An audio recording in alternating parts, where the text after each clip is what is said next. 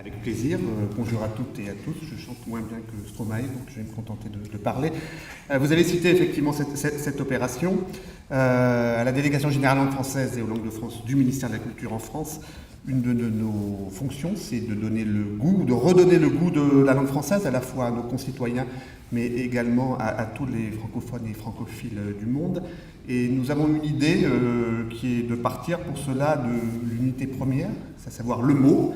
Partir du mot, ou plus exactement partir d'une liste de mots, de 10 mots, très exactement, ce qui nous permet effectivement de nous appuyer sur ce slogan et cette allitération, 10 mois, 10 mots. Cette liste, elle est choisie de façon collégiale, ce n'est pas que la France qui la détermine, c'est un ensemble de pays et de gouvernements francophones, le Québec, la Fédération Wallonie-Bruxelles, la Suisse romande, la France et l'Organisation internationale de la francophonie, chacun parrainant en quelque sorte deux mots. Donc c'est un dispositif très équitable.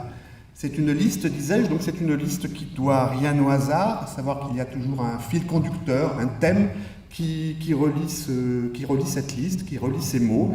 Il s'agit à chaque fois d'illustrer une des fonctions du langage, de choisir un thème qui dise quelque chose sur la langue.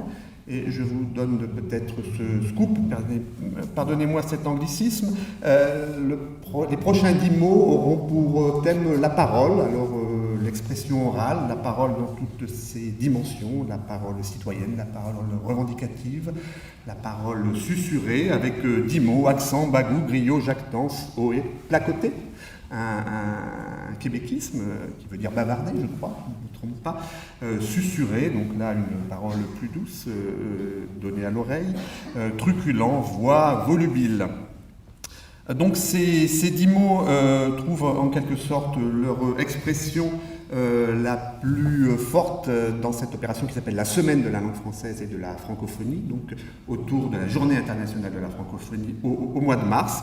Et il donne lieu à de nombreux projets en France et partout dans le monde à l'occasion de cette semaine. Alors bien évidemment dans les classes, dans les écoles, mais pas seulement, dans des structures sociales, dans des structures de santé, dans des établissements pénitentiaires, dans des entreprises.